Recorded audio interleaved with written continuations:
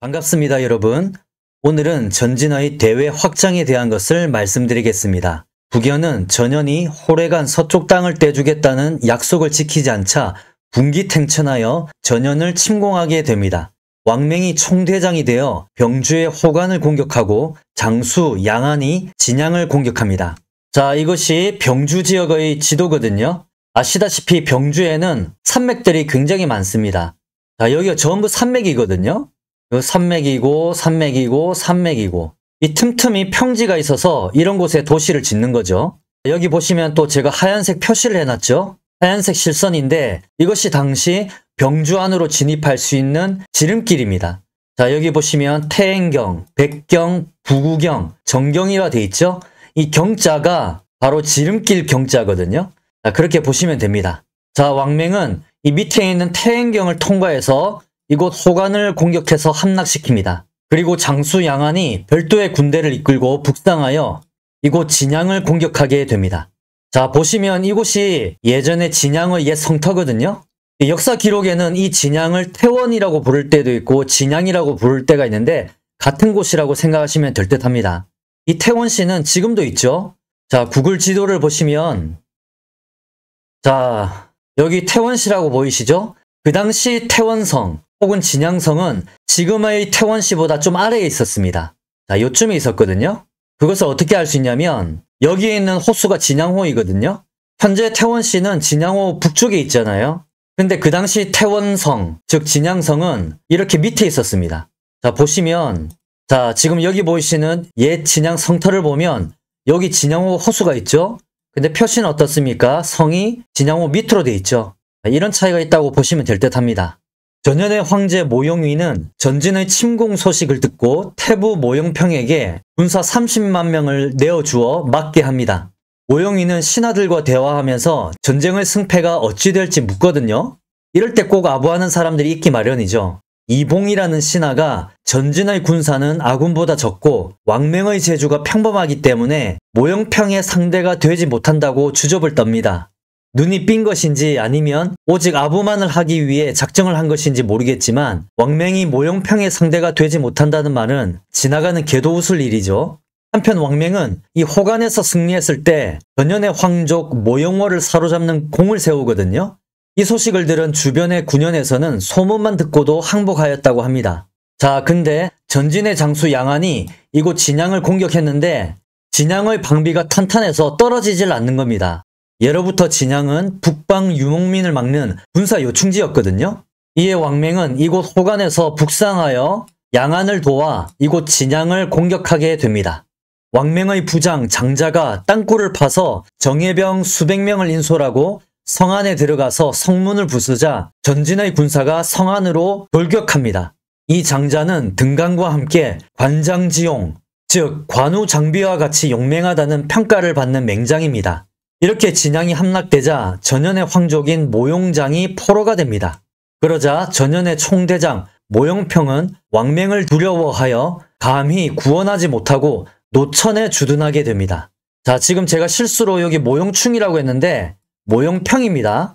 실수가 있었네요. 죄송합니다.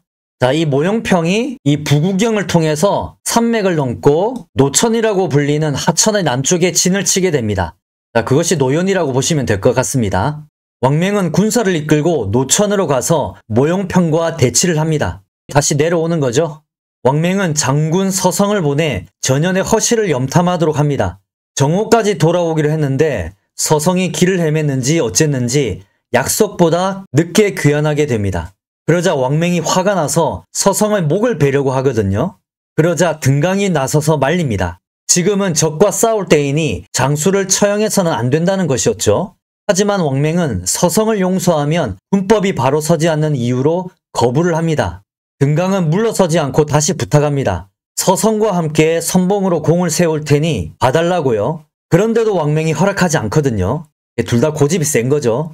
그러자 등강이 화가 나서 자기 군영으로 돌아간 뒤에 군사들을 이끌고 북을 치며 왕맹을 공격하려고 합니다. 일개 장수가 전쟁터에서 국가의 재상을 공격하려고 하는 겁니다. 이 엄청난 사건이죠. 놀란 왕맹이 사람을 보내서 왜 그러냐고 묻죠. 등강이 이렇게 소리칩니다. 조서를 받고 적을 섬멸해야 하는데 적을 물리치기 전에 같은 편 장수를 죽이려고 하기 때문이다. 이 말을 들은 왕맹은 등강이 용기 있다고 칭찬하면서 서성을 풀어줍니다. 이에 등강이 무례함에 대해 왕맹에게 사과를 하자 왕맹은 그의 손을 꽉 잡고 위로를 해줍니다. 괜찮아 괜찮아 이렇게 위로하는 거죠. 아무튼 왕맹은 장군 곽경에게 기병 5,000명을 주어 모형평의 군영 뒤로 돌아가서 시중을 불태우게 합니다. 삥 돌아가서 치는 거죠. 곽경이 명령을 받은 대로 모형평의 치중을 불태우자 그 불길이 수도인 이 업에서도 보일 지경이었다고 합니다. 그만큼 불길이 굉장히 거셌다는 것을 알 수 있죠. 모형평은 사신을 보내 왕맹에게 보내 싸우자고 요청합니다. 왕맹은 싸우기 전에 진을 치고 병사들에게 연설을 합니다. 그대들과 함께 큰 공로를 세워서 국가에 보답하여 자귀를 받고 부모님에게 술잔을 올린다면 이 또한 아름답지 아니한가? 이 말에 병사들이 크게 고무되어 솥을 깨뜨려버리고 양식을 버린 채 함성을 지르며 달려나갔다고 합니다. 왕맹은 등강에게 용맹히 싸워달라고 부탁하거든요. 아무래도 이런 큰 전투에 앞서서 용맹한 장수의 활약이 중요한 거겠죠. 근데 등강이 사회교위를 자기에게 준다면 반드시 적을 깨뜨리겠다고 딜을 겁니다. 자, 등강이 사회교위를 요구하는 거죠. 사회교위는 수도권의 총책임자로서 매우 중요한 직책입니다. 그렇기에 왕맹은 사회교위는 말고 안정태수와 만호후에 봉해주겠다고 말합니다. 태수는 뭐 그렇다 치더라도 만호후, 즉 만호가 넘는 제후에 봉하겠다는 것은 엄청난 거죠. 그런데도 등강은 삐져서 자기 군영에 짱박혀서 꼼짝도 안 합니다. 전형과의 싸움이 한창 치열해지자 다급해진 왕맹은 사신을 보내 등강을 호출합니다. 그런데도 등강은 국막 안의 침대에서 벌러덩 드러누워서 일어나지 않습니다. 완전 배짱 부리는 거죠. 어쩔 수 없이 왕맹은 사회교위직을 주겠다고 약속합니다. 그제서야 등강은 술을 잔뜩 마시고 전장에 도착합니다. 그는 장자, 서성과 함께 말을 타고 창을 휘두르면서 전연의 진지로 돌진합니다. 치고 빠지고 반복하며 마치 적이 없는 듯이 휘젓고 다니거든요. 이로 인해 전연의 군사들 수백 명이 죽게 됩니다. 등강이 그렇게 배짱 부렸는데 싸움에서도 졸전을 펼쳤다면 완전 망신당할 뻔했는데 그래도 굉장한 용력을 발휘해서 큰 공을 세우게 됩니다. 해가 중천에 떴을 때쯤 전연의 군사가 대패하고 목이 베어진 병사만 자그마치 5만 명이 넘었다고 합니다. 크게 패한 모형평은 군대를 수습도 하지 못하고 업으로 도망갑니다. 자, 전진의 군사들이 이 업으로 향하면서 약탈하면서 진격했거든요. 근데 왕맹이 도착해서 군사들을 엄히 단속하고 호령을 엄하게 하고 정치를 관대하게 합니다. 그러자 전연의 백성들이 이런 말을 하죠. 기대도 하지 않았는데 오늘 태원왕을 다시 보게 되는구나. 태원왕은 죽은 전연의 명재상 모용각을 말하는 거거든요. 백성들은 왕맹의 군민을 다스리는 모습을 보고 모용각을 그리워하며 떠올린 것이죠. 이 소리를 들은 왕맹은 죽은 모용각에 대해 감탄하면서 존중의 뜻을 나타냅니다. 그리고 모용각을 위해 소, 돼지, 양을 잡아서 크게 제사를 지냅니다. 왕맹의 이런 행동은 한편으로 보면 전연의 민심을 사로잡고자 하는 행동일 수도 있겠죠. 그만큼 전연의 백성들에게 모용각의 존재가 컸으니까요.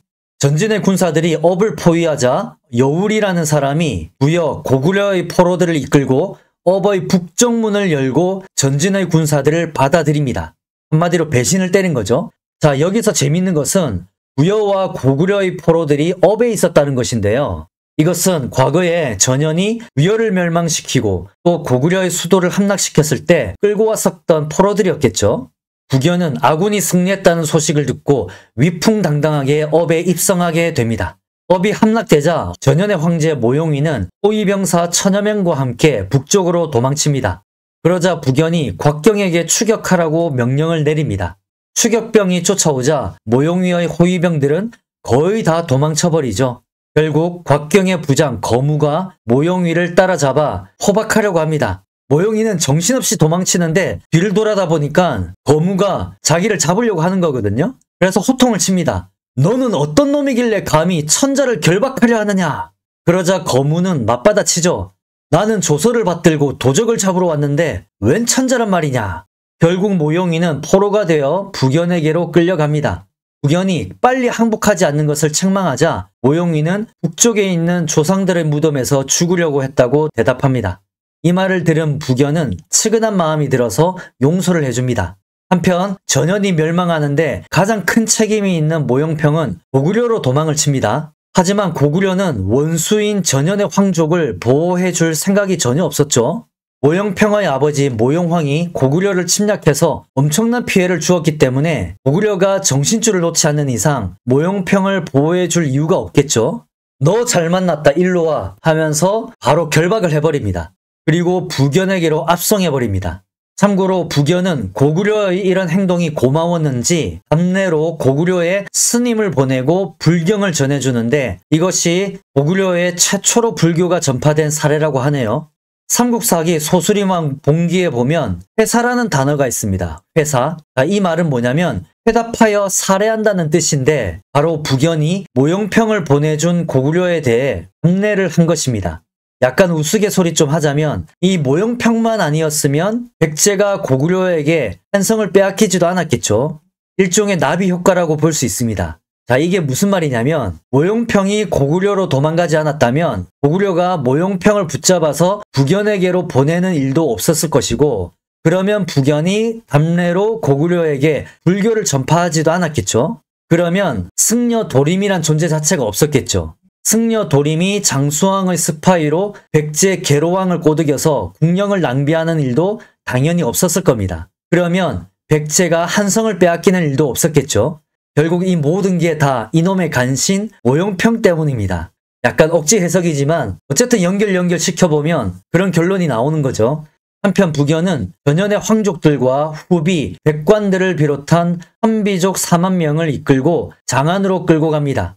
전연은 이로써 33년 만에 멸망하게 됩니다. 그러나 전연의 태사 황홍은 전연, 즉 연나라가 부활할 것인데 그것은 모용수에게 달렸다고 말합니다. 예견을 하는 거죠. 자, 태사라는 직책은 황제의 스승을 말하는 거거든요. 그런 만큼 전연에 대해서 아직 애착이 있었을 겁니다. 그가 사람 보는 눈이 있었던 것인지 아니면 선견지명이 있는 것인지는 모르겠으나 그가 모용수를 지목했다는 것은 흥미롭습니다. 한편 공을 세우고 돌아온 왕맹에게 북연은 조정의 안팎의 모든 일을 감독하게 합니다. 승상, 태자태부, 상서령, 사회교위직을 전부 왕맹에게 몰아주게 됩니다. 그러자 왕맹은 이러한 겸직은 소하, 등우 같은 뛰어난 사람도 감당할 수 없다며 사양을 합니다. 그러함에도 북연은 왕맹을 무한 신뢰하면서 전권을 위임합니다.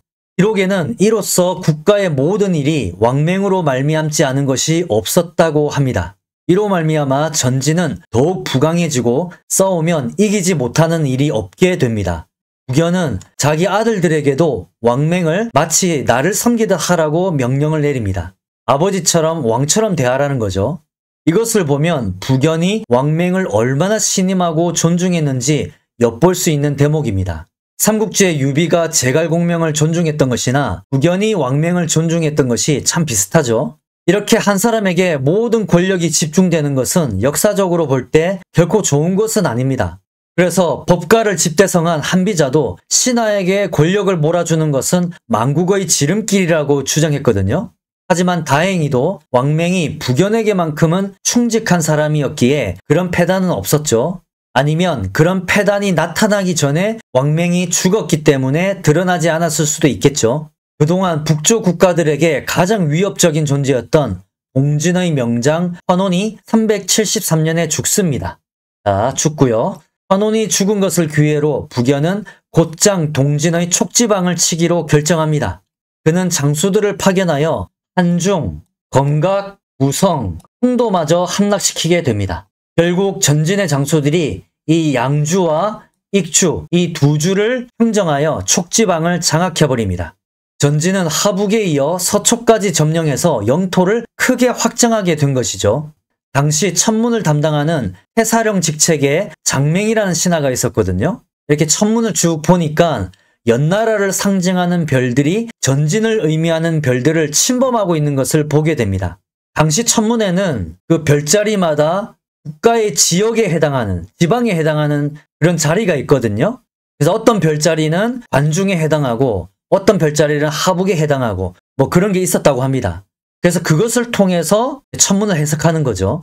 장맹은 북연에게 연나라, 즉 선비족들을 조심해야 한다고 조언합니다. 그러나 승승장구하던 북연은 이런 별자리 천문을 심각하게 받아들이지 않습니다. 이것을 본 북연의 동생 부웅도 충고를 하죠.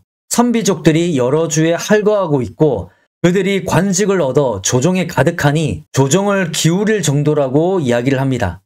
부웅의 이런 말을 보면 당시 북연이 전현의 선비족들에게까지 관직을 내려서 선비족들의 세력이 결코 만만치 않았음을 알 수가 있습니다.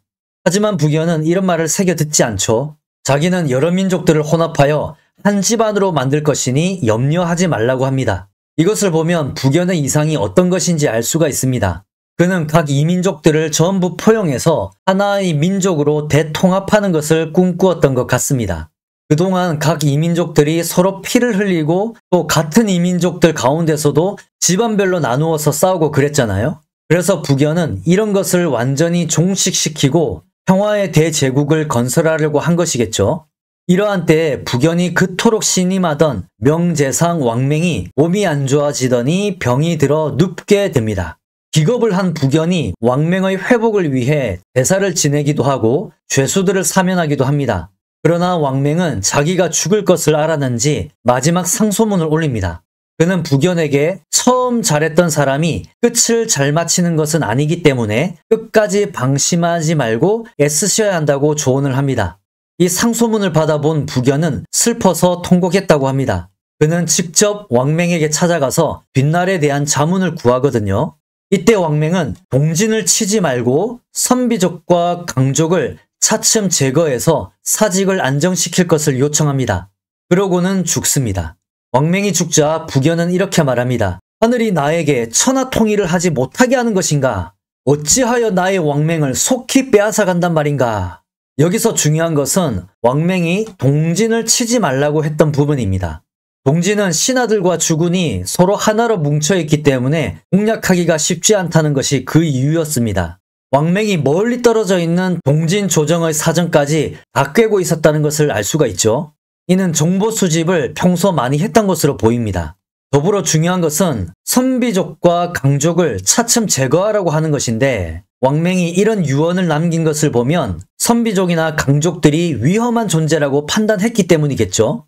더불어 왕맹은 북연의 민족 대통합이라는 이상주의를 찬성한 것은 아닌 것으로 보입니다. 사실 각 이민족들은 항상 자기들의 국가를 세우는 것을 목표로 삼고 있었기 때문에 언제 어떻게 돌변할지 모르는 것이죠. 한편 이때 서북의 전량은 장천석이 원래 왕이었던 자기 조카를 무참히 살해하고 왕으로 있었거든요. 전량은 영가에 난 전후로 서진이 혼란해지자 한족인 장괴가 세운 나라입니다.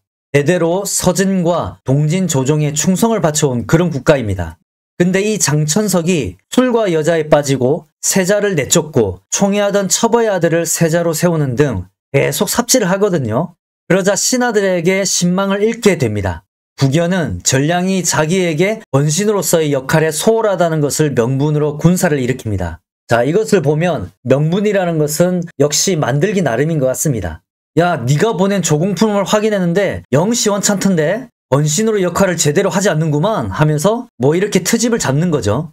북연이 쳐들어온다는 소식이 전량에게도 전해집니다. 그러자 전량의 어떤 신하가 장천석에게 아들을 인질로 보내자고 했는데 이 말에 장천석이 확 긁혀서 급발진해버립니다. 도적놈들에게 몸을 굽힐 수 없다면서 싸우기로 결정하거든요. 그리고 항복을 말하는 자는 목을 벨 것이라고 엄포를 놓습니다. 그러자 그의 어머니 엄씨가 울면서 장천석을 책망합니다. 북연에게 항복하면 목숨이라도 연장할 수 있는데 작은 나라로 큰 나라를 대적한다니 망하는 것이 하루도 남지 않았다고 말하죠. 반면 북연의 군대는 황하를 건너 연전연승합니다. 자, 황하가 이렇게 흐르잖아요. 이렇게. 그래서 북연의 입장에서 전량을 치려면 이 황하를 이렇게 건너야 되는 거죠. 아무튼 이렇게 황하를 건너서 공격해서 계속해서 승리하는데 애초에 국력 자체가 넘사벽이다 보니까 이 상대가 될 수가 없겠죠. 그런데도 장천석은 근자감에 빠져서 스스로 군사를 챙겨서 야전으로 북연의 대군과 한판 붙습니다. 근데 국가 내부에서 반란이 일어나거든요. 그래서 장천석은 놀라서 이 수도인 고장으로 도망가 버리죠. 이에 북연이 이 고장을 포위해버리자 장천석은 어쩔 수 없이 나와서 항복을 하게 됩니다. 북연은 그를 죽이지 않고 제후로 봉해줍니다. 이로써 전량은 건국한 지 75년 만에 멸망하게 됩니다. 자, 또 당시 이 북방에 대나라가 있었거든요. 탁발선비족의 나라죠. 대나라 왕 탁발 12건이 나름 능력이 있어서 꽤 세력이 괜찮았습니다. 자, 여기 탁발 12건 보이시죠? 근데 탁발 12건의 세자, 즉 후계자 탁발식이 젊은 나이에 죽게 됩니다. 자, 탁발 12건이 있고 그의 후계자 탁발식이 있는데 이 탁발식이 죽어버렸잖아요. 그러면 그의 어린 아들 탁발규가 다음 후계자가 되든지 아니면 탁발 11건과 모용비라는 왕비 아래서 태어난 여러 아들들이 있는데 이 중에 한 명이 후계자가 되어야 되겠죠. 근데 아직 그것을 결정하지 못한 상태입니다. 자, 참고로 이 규는 훗날 부기를 세우는 인물이 됩니다. 참고로 이 모용비는 모용선비족의 여자인데 탁발 12건은 모용선비족의 여자랑 2번 결혼합니다. 첫 번째는 전현의 황제 모용황의 여동생과 결혼했고 근데 그녀가 빨리 죽거든요. 그러자 이번에는 모용황의 딸과 결혼을 합니다. 즉 쉽게 말해서 탁발 12건은 모용수의 고모와도 결혼했었고 누나 혹은 여동생과도 결혼을 했던 것입니다. 이렇게 인척관계가 맺어지는 거죠. 탁발 12건은 이 2명의 모용비들에게서 여러 아들을 낳은 것으로 보입니다. 근데 문제는 탁발 12건의 조카 중에 탁발근이 탁발 12건에게 푸대접을 받자 원한을 품고 있었거든요. 그는 탁발 12건의 아들 중 제일 나이가 많지만 서자인 탁발 19군에게 거짓말로 충동질을 합니다. 어떤 식으로 충동질했냐면 여왕께서 모용 왕비의 아들들을 세자로 세우고 너를 죽이려고 한다. 뭐 이런 식으로 한 거죠. 이 말에 탁발 19는 분노하여 아버지 탁발 12건을 시해하고 여러 동생들마저 죽여버립니다. 여기서 탈출한 탁발 선비족들이 북연에게 가서 이 사실을 고해 바치거든요. 북연은 이것을 기회로 대나라를 치기로 결정합니다. 그는 탁발 19과 탁발근을 붙잡아서 거열형으로 죽여버립니다. 자, 거열형 다들 아시죠? 사지를 밧줄로 소에 묶어서 그냥 찢어 죽이는 거죠. 자, 그렇게 하여 이 대나라도 결국 멸망하게 되고요. 북연은 이 대나라를 두 지역으로 나눕니다. 그래서 동쪽은 선비족인 유고인이 다스리도록 하고 서쪽은 철불부 유위진에게 다스리게 합니다. 그러나 이 모든 것은 당연히 북연이 통제하는 겁니다. 여담으로 이렇게 북연이 전성기를 달릴 때 고구려와 신라에서 사신을 파견하여 공물을 바쳤다는 기록이 있습니다.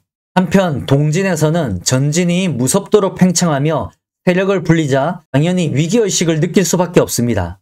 동진은 전진이 침공할 것을 예상하고 분주하게 움직이며 방어할 준비를 하게 됩니다. 이런 동진을 북연은 어떻게 침공할까요? 또 동진은 어떻게 막게 될 것인지 그에 대한 이야기는 다음 시간에 하도록 하겠습니다. 시청해 주셔서 감사합니다.